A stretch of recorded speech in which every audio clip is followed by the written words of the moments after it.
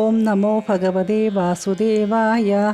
നമസ്തേ സജ്ജനങ്ങളെ, ഹരിപ്രിയ പ്രൊഡക്ഷൻസിൻ്റെ ദേവകഥയിലേക്ക് സ്വാഗതം. ശ്രീമദ് ഭാഗവതം മൂലഗ്രന്ഥത്തിൽ അഷ്ടമസ്കന്ധത്തിലെ 7-ാം അധ്യായത്തിൽ ദേവാസുരന്മാർ പാൽക്കടൽ കടയുന്നു, ശ്രീ മഹാദേവൻ കാളകൂടം പാനം ചെയ്ത് ലോകം രക്ഷിക്കുന്നു എന്ന ഭാഗത്തിൻ്റെ മലയാള വിവർത്തനമാണ് ഇവിടെ പാരായണം ചെയ്യുന്നത്. ശ്രീശുകൻ പറഞ്ഞു, ദേവാസുരന്മാർ നാഗരാജാവായ വാസുകിയോട് അമൃതം കൊടുക്കാമെന്ന് സമ്മതിച്ച് വാസുകിയെ മന്ദരപർവ്വതത്തിൽ കയറായി കൽപ്പിച്ച് ചുറ്റി സന്തോഷത്തോടെ കടയാൻ തുടങ്ങി. കുരുശ്രേഷ്ഠ, അവർ നിയന്ത്രിത ചിത്തരായി അമൃതിനെ കടയാൻ ആരംഭിച്ചു. ഭഗവാൻ ആദ്യം തന്നെ വാസുകിയുടെ മുഖത്ത് കടന്നു പിടിച്ചു. അപ്പോൾ ദേവന്മാരും അവിടെ കൂടി. അസുരശ്രേഷ്ഠന്മാർക്ക് ഭഗവാന്റെ ഈ പ്രവൃത്തി ഇഷ്ടപ്പെട്ടില്ല. ഞങ്ങൾ സർപ്പത്തിൻ്റെ അമംഗളമായ പുച്ഛം പിടിക്കില്ലെന്ന് അവർ പറഞ്ഞു.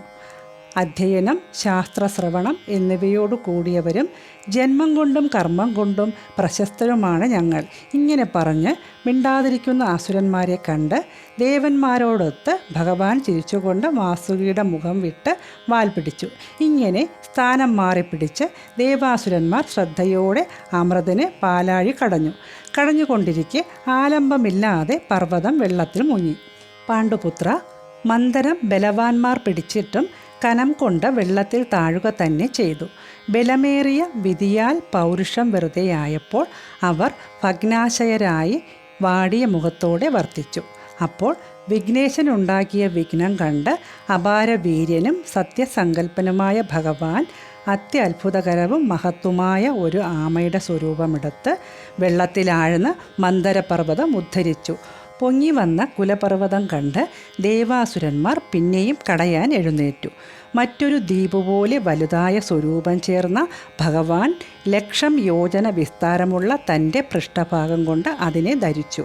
അങ്ക ദേവാസുര ശ്രേഷ്ഠന്മാരാൽ കൈക്കരുത്തുകൊണ്ട് ഇളക്കപ്പെട്ടതും വട്ടം ചുറ്റുന്നതുമായ മന്ദരത്തെ തൻ്റെ പൃഷ്ഠഭാഗത്താൽ ധരിച്ചുകൊണ്ട് അപ്രമേയനും ആദികൂർമ്മ സ്വരൂപിയുമായ ഭഗവാൻ അതിൻ്റെ ചുറ്റലിനെ ചൊറിയുമ്പോൾ ചെയ്യാറുള്ള മാന്തൽ പോലെ കേവലം സുഖരൂപമായിട്ടാണ് ഗണിച്ചത്.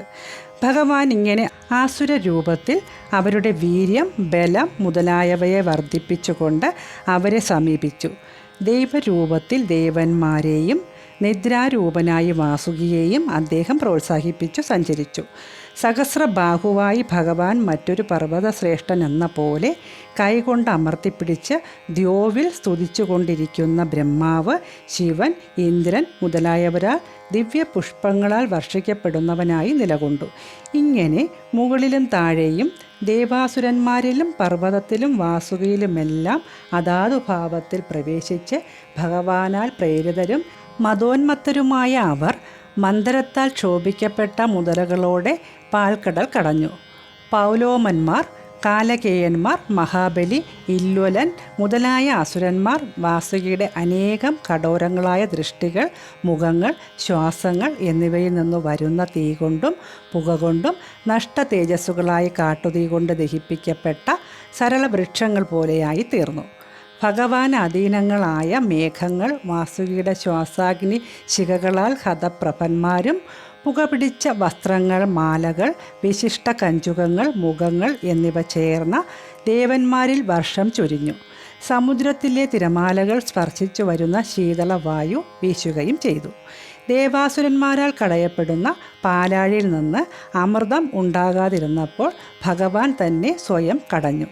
മേഘശ്യാമളനും പീതാംബരധരനും കർണങ്ങളിൽ മിന്നൽ പോലെ തിളങ്ങുന്ന കുണ്ടലങ്ങൾ ചേർന്നവനും മൂർധാവിൽ ഇളകുന്ന കിരീടമാർന്നവനും വനമാലാധരനും രക്തനേത്രനും മന്ദരപർവ്വതവാഹിയുമായ ഭഗവാൻ സർവദാ ജയശീലങ്ങളും ജഗത്തിന് അഭയമരുളുന്നവയുമായ തൻ്റെ കൈകളാൽ വാസുകിയെ പിടിച്ച് കടകോലാക്കിയ മന്ദരപർവ്വതം കൊണ്ട് പാലാഴിയെ സ്വയം മദനം ചെയ്ത് പ്രതിപക്ഷത്തെ മറ്റൊരു പർവ്വതം പോലെ ശോഭിച്ചു.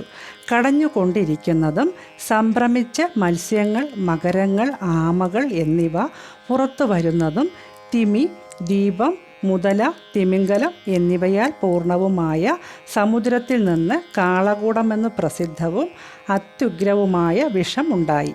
അങ്ക അത്യുഗ്രവേഗവത്തും എല്ലാ ദിക്കുകളിലും മുകളിലും താഴെയും വ്യാപിക്കുന്നതും സമുദ്രത്തിൽ നിന്നുണ്ടായതും അസഹനീയവും അപ്രതിരോധ്യവും ആയ കാളകൂട വിഷം കണ്ട് ദേവന്മാരും മറ്റുള്ളവരുമെല്ലാം അതിഭീതരും മറ്റു രക്ഷയില്ലാത്തവരുമായി സദാശിവനെ ഓടിച്ചെന്ന് ശരണം പ്രാപിച്ചു. ലോകത്രയത്തിൻ്റെയും അഭിവൃദ്ധിക്കായി കൈലാസത്തിൽ ശ്രീ പാർവതിയോടുകൂടി ഇരിക്കുന്നവനും മുനീശ്വര വന്ദിതനും അവരുടെ നിത്യ ആനന്ദത്തിന് ധ്യാനതൽപരനായി ഇരിക്കുന്നവനുമായ സദാശിവനെ അവർ ശ്രേഷ്ഠ സ്തോത്രങ്ങൾ കൊണ്ട് സ്തുതിച്ചു നമസ്കരിച്ചു. പ്രജാപതികൾ പറഞ്ഞു: ദേവദേവ, മഹാദേവ, ഭൂതാത്മൻ, ഭൂതഭാവന, ശരണാഗതരായ ഞങ്ങളെ ത്രൈലോക്യം മുഴുവൻ ദഹിപ്പിക്കുന്ന കാളകൂട വിഷത്തിൽ നിന്ന് രക്ഷിച്ചാലും. സർവ്വലോകങ്ങൾക്കും ബന്ധമോക്ഷങ്ങൾ നൽകാൻ അങ്ങ് ഒരാൾ മാത്രമേ ശക്തനായിട്ടുള്ളൂ. അതിനാൽ വിവേകികൾ ശരണാഗതരുടെ സർവ്വക്ലേശങ്ങളെയും നശിപ്പിക്കുന്നവനും പരമഗുരുവുമായ അങ്ങയെ തന്നെ ആരാധിക്കുന്നു. വിഭോ, ഭൂമൻ, ഗുണത്രയങ്ങളോടുകൂടിയ മായയാൽ ഈ ജഗത്തിൻ്റെ സൃഷ്ടിസ്ഥിതി സംഹാരങ്ങൾ സ്വതസിദ്ധജ്ഞാനനായ അങ്ങു തന്നെ ചെയ്യുന്നു. അതോടെ ബ്രഹ്മാവെന്നും വിഷ്ണുവെന്നും ശിവനെന്നുമുള്ള പേരുകൾ ധരിക്കുന്നു. സദസദ്ഭാവനായ അങ്ങു തന്നെയാണ് ഗുഹ്യവും പരമവുമായ ബ്രഹ്മം. സർവാത്മാവായ അങ്ങ് തൻ്റെ നാനാശക്തികൾ കൊണ്ട് ജഗദ്രൂപേണ പ്രകാശിക്കുന്നു. അതുകൊണ്ട് അവിടുന്ന് തന്നെയാണ് സർവേശ്വരൻ. അങ്ങ് ശബ്ദയോനിയാണ്. മഹത്തത്വവും പ്രാണങ്ങൾ, ഇന്ദ്രിയങ്ങൾ, ദ്രവ്യങ്ങൾ എന്നിവയ്ക്കു കാരണമായ ത്രിഗുണങ്ങളോടു കൂടിയ ത്രിവിധാഹങ്കാരവും അങ്ങു തന്നെ. സ്വഭാവം, കാലം, സങ്കല്പം, സത്യം, ഋതം, ധർമ്മം എല്ലാം അങ്ങാണ്. ത്രിഗുണാത്മകമായ അക്ഷരവും അങ്ങിൽ തന്നെയെന്ന് മഹാത്മാക്കൾ കരുതുന്നു. അഖിലാത്മദേവനായ അഗ്നി അങ്ങയുടെ മുഖമാകുന്നു. ലോകഭവ, ഭൂമി അങ്ങയുടെ പാദപത്മമായി പറയപ്പെടുന്നു. കാലത്തെ അഖില ദേവതാ സ്വരൂപനായ അവിടത്തെ ഗതിയായും ദിക്കുകളെ ചെവികളായും വരുണനെ രസനയായും അറിയുന്നു. ഭഗവൻ, ആകാശം അങ്ങയുടെ നാഭിയും വായു ശ്വാസവും സൂര്യൻ കണ്ണുകളും ജലം രേതസ്സും ഉത്കൃഷ്ട നികൃഷ്ടങ്ങളായ ജീവജാലങ്ങളുടെ അവലംബം അങ്ങയുടെ അഹങ്കാരവും ചന്ദ്രൻ മനസ്സും ദ്യോവ് ശിരസ്സുമാകുന്നു. വേദമുഖത്തെ സമുദ്രങ്ങൾ അങ്ങയുടെ വയറും പർവ്വതങ്ങൾ അസ്ഥികൂടങ്ങളും ഓഷധികളും ലതകളുമെല്ലാം രോമങ്ങളും ഛന്ദസ്സുകൾ സപ്തധാതുക്കളും സർവധർമ്മവും അവിടുത്തെ ഹൃദയവുമാകുന്നു. ഈശ, പഞ്ചോപനിഷത്തുകൾ അങ്ങയുടെ മുഖങ്ങളാകുന്നു. അവ കൊണ്ടാണ് 38 തരം മന്ത്രങ്ങൾ ഉണ്ടാകുന്നത്. മംഗളകരമായ ബ്രഹ്മതത്വം അങ്ങയുടെ സ്വയം പ്രകാശമായ വാസ്തവ സ്വരൂപമാകുന്നു. ദേവ, അധർമ്മസാഗരത്തിൻ്റെ തിരകളായ ദംഭാദികൾ അങ്ങയുടെ ഛായകളാണ്. സൃഷ്ടിസ്ഥിതി സംഹാര കാരണങ്ങളായ സത്വരജസ്തമസ്സുകൾ അങ്ങയുടെ 3 നേത്രങ്ങളാണ്. ചന്തപ്രചുരവും പുരാണവുമായ വേദം ജ്ഞാനമൂർത്തിയും ശാസ്ത്രയോനിയുമായ അങ്ങയുടെ കണ്ണാകുന്നു. സദാശിവ, വേദരഹിതമായ പരബ്രഹ്മം തന്നെയായ അങ്ങയുടെ പരമജ്യോതിസ്വരൂപം ലോകപാലന്മാർ, ബ്രഹ്മാവ്, വിഷ്ണു മുതലായ ദേവശ്രേഷ്ഠന്മാർക്ക് പോലും ഗമ്യമല്ല. എന്തെന്നാൽ ആ സ്വരൂപത്തിൽ സത്വരജ തമസ്സുകളായ ത്രിഗുണങ്ങൾ ഇല്ല തന്നെ. പ്രളയകാലത്ത് തൻ്റെ കണ്ണുകളിൽ നിന്ന് വരുന്ന ജ്വാലകളാൽ ഭസ്മീഭവിക്കുന്ന താൻ സൃഷ്ടിച്ച പ്രപഞ്ചം പോലും യാതൊരാൾ ഗണിക്കുന്നില്ല. കാമൻ, ദക്ഷയജ്ഞം, ത്രിപുരന്മാർ, കാളകൂടം മുതലായ ഭൂതദ്രോഹികളെ നശിപ്പിക്കുന്ന അങ്ങയുടെ ആ കർമ്മം അങ്ങയുടെ സ്തുതിക്ക് പര്യാപ്തമായി തീരുന്നില്ല.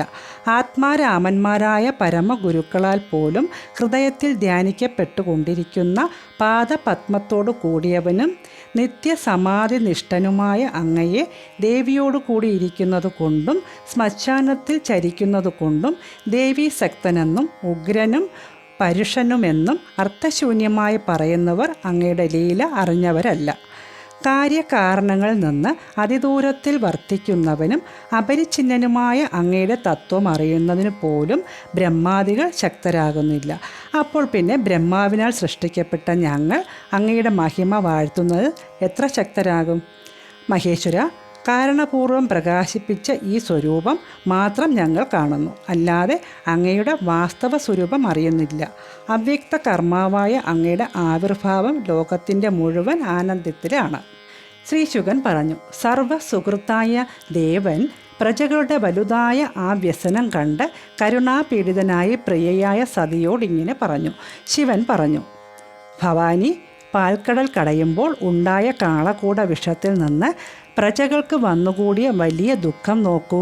പ്രാണരക്ഷ ആഗ്രഹിക്കുന്ന ഇവർക്ക് അഭയമരുളുക എന്നത് എൻ്റെ കടമയാണല്ലോ. എന്തെന്നാൽ ദീനന്മാരെ രക്ഷിക്കുക എന്നത് ശക്തരുടെ ഒഴിച്ചുകൂടാത്ത കർത്തവ്യമാണ്. ഈശ്വര മായയാൽ മോഹിതരായ പ്രാണികൾ പരസ്പരം ബദ്ധവൈരരായിരിക്കെ സജ്ജനങ്ങൾ തങ്ങളുടെ ചഞ്ചലങ്ങളായ പ്രാണങ്ങളാൽ മറ്റു പ്രാണികളെ രക്ഷിക്കുന്നു. ഭദ്രേ, ജീവികളിൽ കൃപ ചെയ്യുന്നവൻ്റെ നേരെ ഭഗവാൻ പ്രസാദിക്കുന്നു. ഭഗവാനായ ഹരി പ്രസന്നനായാൽ ചരാചരങ്ങളോടുകൂടി ഞാൻ സന്തോഷിക്കുന്നു. അതിനാൽ ഈ വിഷം ഞാൻ ഭക്ഷിക്കുന്നു. പ്രജകൾക്ക് എന്നിൽ നിന്ന് മംഗളം ഭവിക്കട്ടെ. ശ്രീശുകൻ പറഞ്ഞു. ഇങ്ങനെ ദേവിയോട് പറഞ്ഞ് വിശ്വകാരണഭൂതനായ അദ്ദേഹം ആ കാളകൂട വിഷം ഭക്ഷിക്കാൻ തുടങ്ങി. അദ്ദേഹത്തിൻ്റെ പ്രഭാവമറിയുന്ന ദേവി അതിനെ അനുമോദിച്ചു. അനന്തരം സർവത്ര വ്യാപിച്ച ആ കാളകൂടത്തെ കയ്യിൽ ഒതുക്കി സർവകാരണഭൂതനായ അദ്ദേഹം കൃപയാൽ ഭക്ഷിച്ചു. ആ കാളകൂട വിഷം ശിവൻ്റെ അടുത്തുപോലും തൻ്റെ വീര്യം കാണിച്ചു. കഴുത്തിൽ നീലവർണ്ണം നിർമ്മിച്ചുവെന്നത് സജ്ജന പരിപാലകനായ അദ്ദേഹത്തിന് അതൊരലങ്കാരമാകുന്നു. സജ്ജനങ്ങൾ മറ്റുള്ളവരുടെ ദുഃഖത്തിൽ ദുഃഖിക്കുന്നു. മറ്റുള്ളവരുടെ ദുഃഖത്തിൽ ദുഃഖിക്കുന്നത് സർവാത്മാവായ ഭഗവാന്റെ ശ്രേഷ്ഠാരാധനമാകുന്നു. ദേവദേവനും ഭക്താഭീഷ്ടപ്രദനുമായ ശിവൻ്റെ ആ പ്രവൃത്തി കേട്ട് പ്രജകളും സതീദേവിയും ബ്രഹ്മാവും ഭഗവാനുമെല്ലാം പ്രശംസിച്ചു. തേൾ, സർപ്പങ്ങൾ, വിഷച്ചെടികൾ, മറ്റു വിഷമുള്ള ജന്തുക്കൾ എന്നിവയെല്ലാം വിഷം പാനം ചെയ്യുന്ന ശിവൻ്റെ കയ്യിൽ നിന്ന് ഇറ്റിറ്റു വീണ വിഷലേശത്തെ സ്വീകരിച്ചു. ഓം നമോ ഭഗവതേ വാസുദേവായ. ശ്രീമദ് ഭാഗവതം മൂലഗ്രന്ഥത്തിൽ അഷ്ടമസ്കന്ധത്തിലെ 7-ാം അധ്യായത്തിൽ ദേവാസുരന്മാർ പാൽക്കടൽ കടയുന്നു, ശ്രീ മഹാദേവൻ കാളകൂടം പാനം ചെയ്ത് ലോകം രക്ഷിക്കുന്നു എന്ന ഭാഗവതത്തിൻ്റെ മലയാള വിവർത്തനം ഇവിടെ പൂർണ്ണമാകുന്നു. ഈ കഥ ശ്രവിക്കുന്ന എല്ലാ സജ്ജനങ്ങൾക്കും ഭഗവത് കൃപാ കടാക്ഷം ലഭിക്കുമാറാകട്ടെ എന്ന പ്രാർത്ഥനയോടുകൂടി ദേവകഥ ഇനിയും തുടരുന്നു. നന്ദി, നമസ്കാരം. ഹരിപ്രിയ പ്രൊഡക്ഷൻസിന് വേണ്ടി ഞാൻ ഹരിപ്രിയ രാജ്കുമാർ. ലോകാ സമസ്ത സുഖിനോ ഭവന്തു.